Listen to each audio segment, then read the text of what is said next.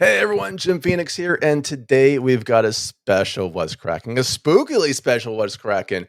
We've got none other than Barb from my haunted hometown on the T+E Channel. Friday, September 6th, 10 p.m. Eastern and Pacific. Doesn't matter which coast you live in, just dial in at 10. Mountain time, you do the math. I don't know. But here we go, Barb.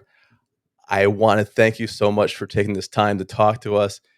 I've watched the episode and it is creepy. It It's is good. creepy. It's a good one. Yeah, we can't do too many spoilers because this will go up before this September 6th drop date. But I have to ask, when you bought the house, and this was kind of like a dream house, right?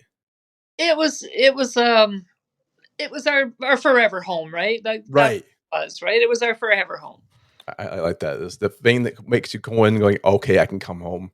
This is a great place to do and set up our life together.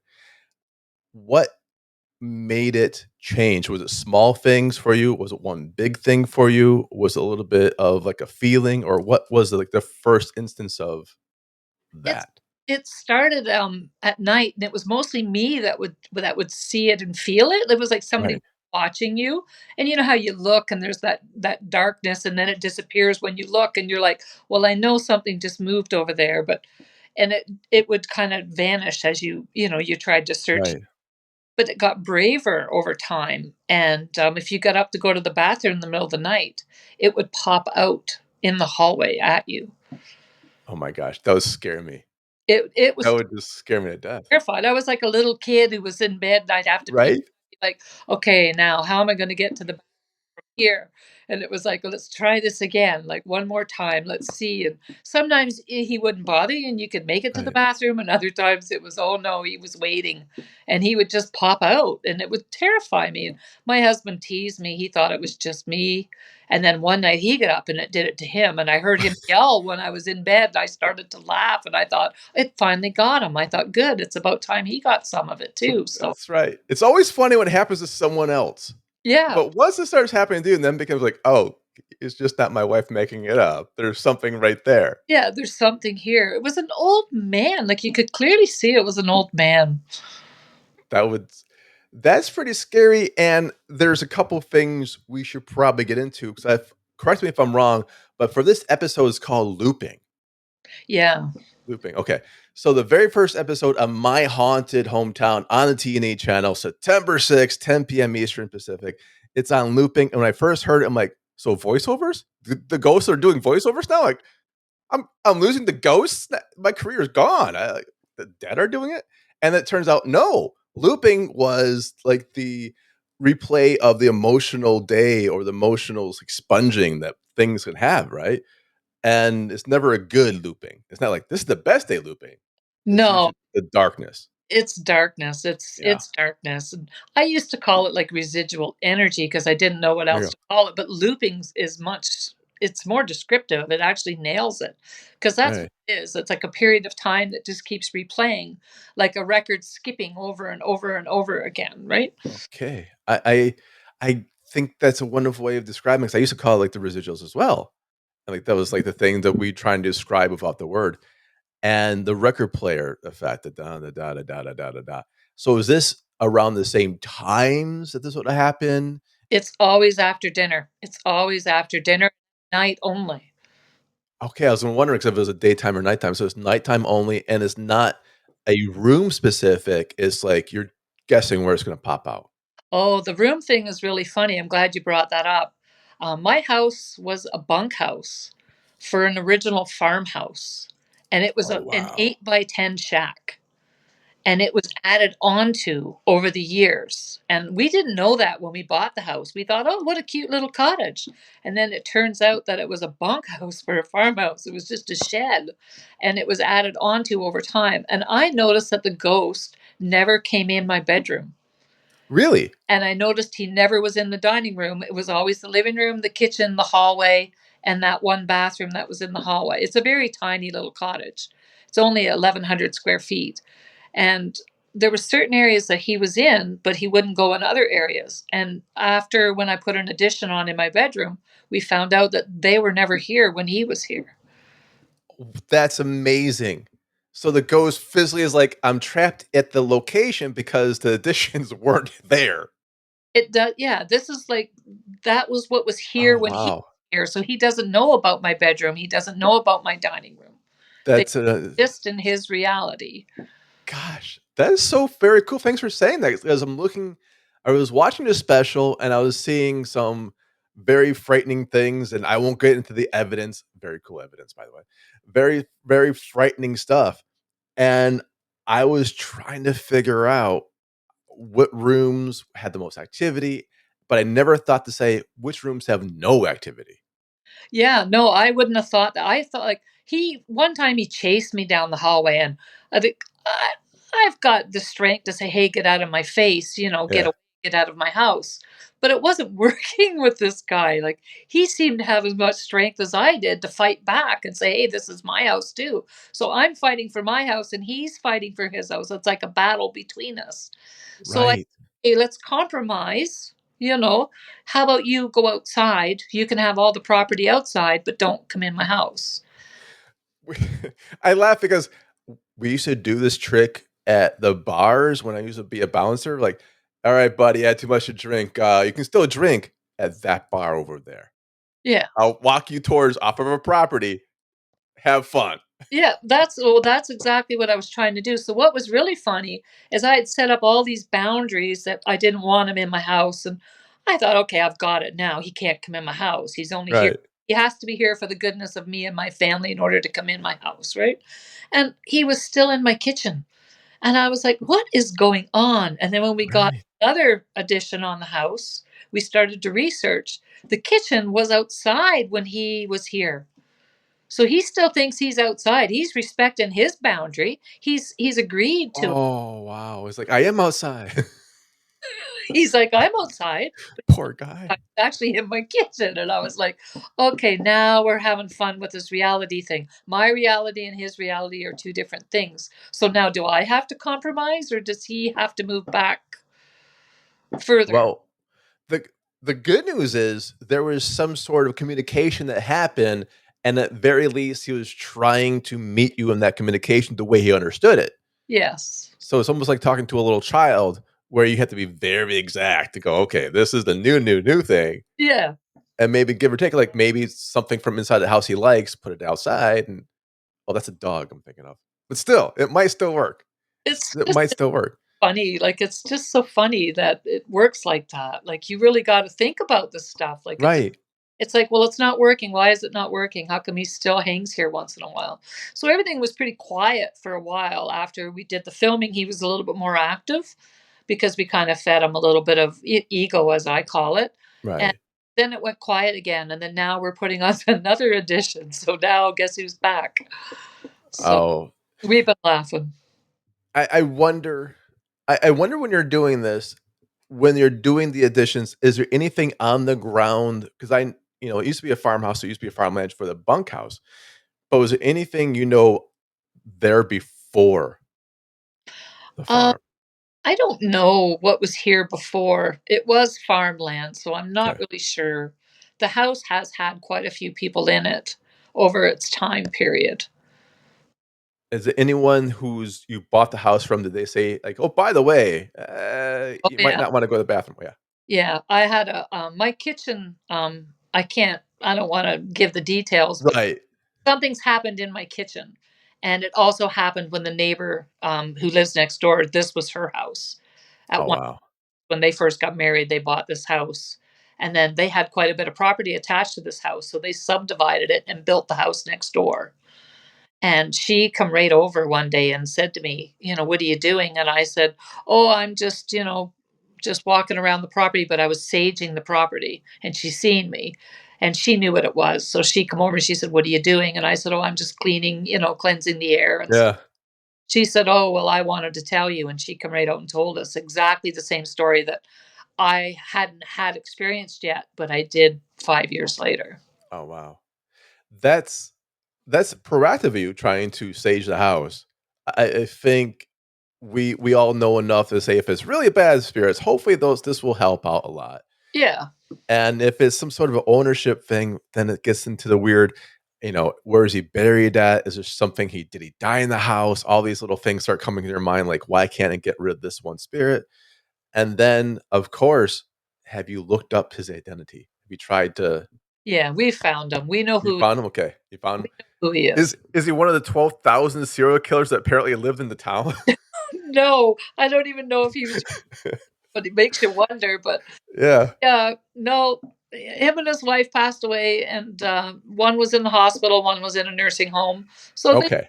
they went of old age, but they had a hard life here. It had a little bit of acreage to it, and they had Yeah. a farm, and they had a fruit stand on the highway, and they worked hard on the land to make money, and that's what he's still here doing, I feel. Yeah, it's kind of like the pride of work and the worked hard in life and maybe didn't know anything else in death and always just trying to keep working. Yeah, that's he's still working. He's still working, and he's trying to figure out who we are in his house. So when you first experienced it, did you ever think that's it, we're selling or we're out? No, because I thought I could get rid of him. I thought, oh, I can, it's just an energy. I can get rid of. Right. Because I work with, I work with clairvoyance myself, and I'm like, I can handle this. But no, I couldn't handle it. I've called in a lot of people to help me get rid of this guy, and he ain't going nowhere. Okay. Now I'm glad you brought up the clairvoyance thing. Awesome. Awesome, awesome, awesome. Because as I was prepping for this, of course, if you want to watch an episode of Barb, it's My Haunted Hometown, September 6th, 10 p.m. Eastern Pacific, only on T&E. And matter of fact, they told me not to steal cable, but if you have cable, you can watch a free, like a month and a half, 2 months almost, from September 2nd to 3rd of November, the free preview event. Check it out. Every Friday is a new episode for My Haunted Hometown. And I love this show because I grew up from a small town. Like I grew up in a small town, and a lot of things like, oh, this looks like this place in I'm mapping your town to my town I grew up in.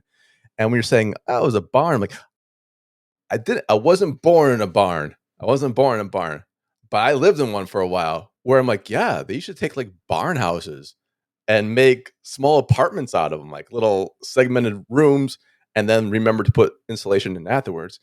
And then and then as you add on, you probably say like, oh yeah, this needs to be insulated more. But one of the spooky things is for me, I saw myself in your house. And I was trying to figure out everything that was going bump in my place right now. Like, is that going to be like transferring over? So my question, very long-winded question to you is, are you worried about this attachment? Will he attach to you as the new living energy, bright, sparkly thing as a clairvoyant, right? Do you fear of that attachment of the entity? I don't fear attachment. I think his Okay. attachment is to the property. It's more to the property than okay. I think his love was for the land, this land, and he put his whole heart into the land, into his house. And I think that's the attachment is the house, and I'm the stranger in his house. That's how I look at it. But I think he does feed off of our energy because the more Yes. we talk about him, the stronger he tends to get. Well, I can't wait to do too much press. I'm so sorry. I'm like, now I feel bad. I'm like, oh no. If you're doing something now and a disturbance, we won't describe it, but as a disturbance happens, do you acknowledge it like you would like a little kid trying to get attention? Like, okay, I see you, and then move on.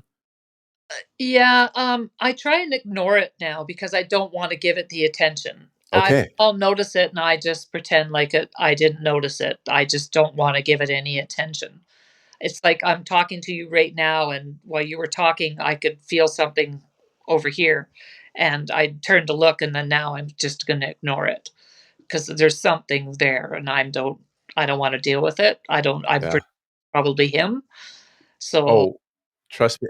I wanna go there. I'm like, "Just stop." Like, I'm not giving him any attention, but my ears were ringing on this side, and Yeah, I could just feel like a pressure over here, and I just thought, "Yeah."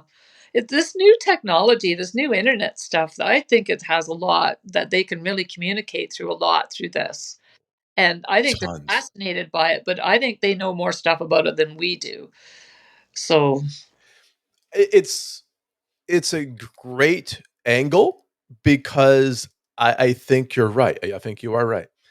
The more gadgets we get that can do voice over the internet protocols or electronical things that can talk, it's better for them to try to communicate with. And because energy is energy, it's a little more inherently like knowledgeable for them, right? Yeah. I think you can probably set some stuff up. Ooh. I keep looking in the background behind me because I'm like, okay, is he actually going to make an appearance while I'm talking to you, or what's going on? Because I can Uh, feel it. It's really funny. Full disclosure, me too. I'm like, every, we got an orb on camera once That's crazy. doing interviews like, "Bloop," like I thought I hallucinated it. And the guest is like, no, I saw that too. I'm like, okay, good. Yeah, We both saw it. I'm just waiting for something to come up because it's pretty strong behind me. I'm like, okay, I'm trying not to turn around and look. I'm laughing. I'm like, okay. I So just we'll yeah. We don't know much about this technology, but like you said, I think they find it very easy for them to communicate through this new technology. So, Yeah, I think it's akin to an adult trying to use a piece of advanced electronic technology. We try to understand how to use it. A child trying to use a piece of advanced technology is going to use it however they want. yeah, And like the ghost be like, I've never seen this before in my life. It must be what does this do? You know, one of those things. yeah, Exploratories. yeah. It's like welcome to Star Trek, right? It's like the stuff Eh, that you never thought that you'd ever see. You can imagine what it must appear to these guys, right? It's like, what is that? She has a communicator. I exactly. I bought a phone $1,000 for a communicator. It was like a Star Trek communicator. That's like it's finally happened. I can finally do this. Absolutely. Heard of Star Trek a lot because I was raised in the 60s and 70s, so Star Trek was the big thing. So if I want to protect myself, it's hey, engage shields. You know, I'm if I guilty of that too. I'm like, if I want to meditate and go into like an alpha state, I'm like, okay, beam me down, Scotty. I'm like, let's go. Like, I use that slang a lot. I guess I shouldn't, but I think it works. I think we can visualize things and make and manifest with our own energy because we have that mapping. Like he has a mapping of his house, what his house should be. yeah, You have the mapping of our cultural background with Star Trek, me too. And it gives us a focal point to really focus the energy in a way that we can manifest the way we want. yeah. Like it's just, it's you can visualize it. You know what it Yes. like everybody. If you say beam me up, Scotty, everybody knows what that is, right? So it's kind of funny that you just kind of tend to that stuff. But yeah, no, I'm laughing. He seems to have calmed down a little bit now, so I'm hoping that he's not. Whenever I talk about him, he seems to get a little bit stronger. So It seems like if you talk about him, it's is it getting his attention or is it part of the manifestation of your energy like flashing and pulling? You know what I mean? yeah, I don't know. Pushing. Is like I'm not experienced enough to know. I always joke that I'm a ghost magnet, but I try not to be. I really do not want to see all the stuff or feel all the stuff. I don't want people to think I'm crazy all the time. So I try not to, but there's something there. I don't know if it's because I'm more open to it or Right. eating off my energy. I'm not sure. I Right. just try to ignore it and hopefully it goes away, but this guy ain't going anywhere. I brings me to another it's kind of like a question and slash, slash statement because the T&E channel, by the way, if you want to watch my haunted hometown, it's at September 6th, 10 p.m. Eastern Pacific. When I watch the T&E channel, what makes them special is they take people at face value. They give people room to talk to about their narrative, about their lived experience, and they believe. Like they're not trying to make the crazy person, as you're saying.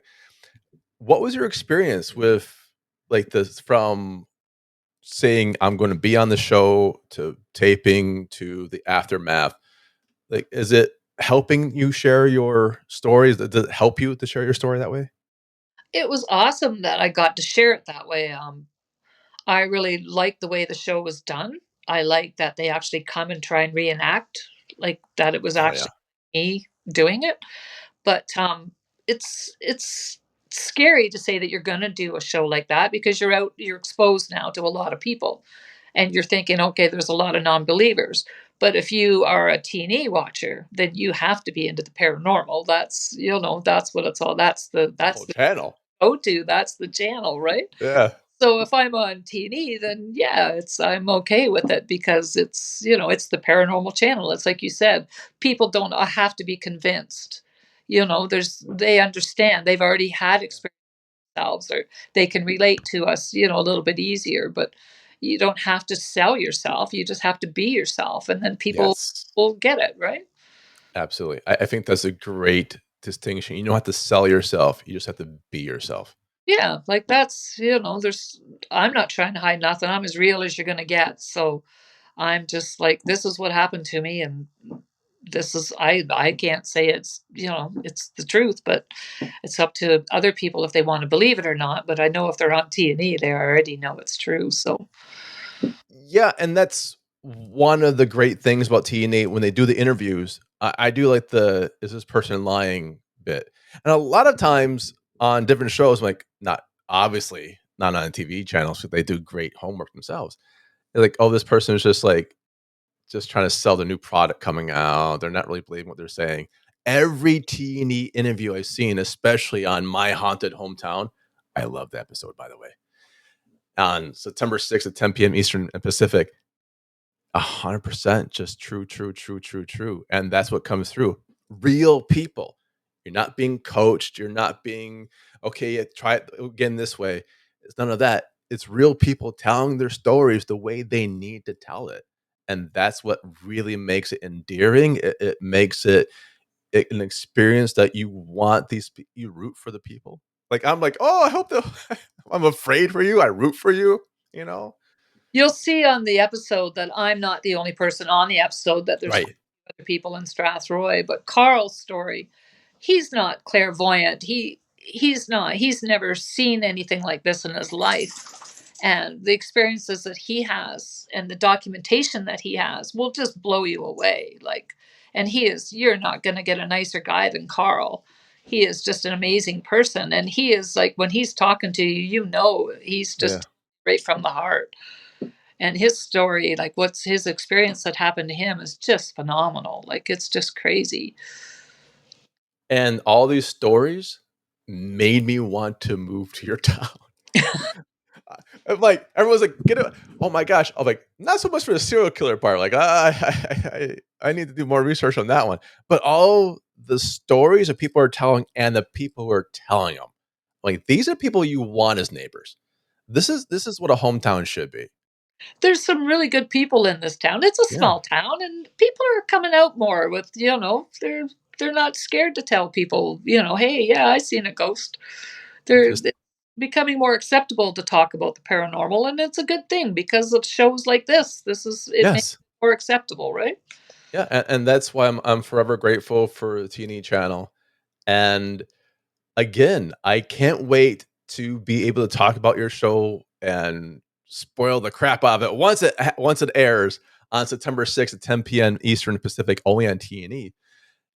And I think it brings a lot of people together. Like the horror community loves it. The people who are not like hardcore horror fans, they like it because it's their tiptoe in and it's real. Yeah. People can see it and then grasp it, and it's the people telling the stories. So, Barb, I want to thank you very much for your time. It's been fantastic talking to you, Thank you so much for having me on. and I can't wait. I'm gonna watch it again. I'm gonna watch it again, and I can watch it on T&E's free preview from September 2nd to the 3rd of November. And once September 6th happens at 10 p.m. Eastern Pacific, my haunted hometown, every week, new episode until we get to the Ocho. All right, that's it for me. Barb, thanks a lot for again. I love it. I can't wait to watch it again. Have a good day. Bye, everyone. Bye.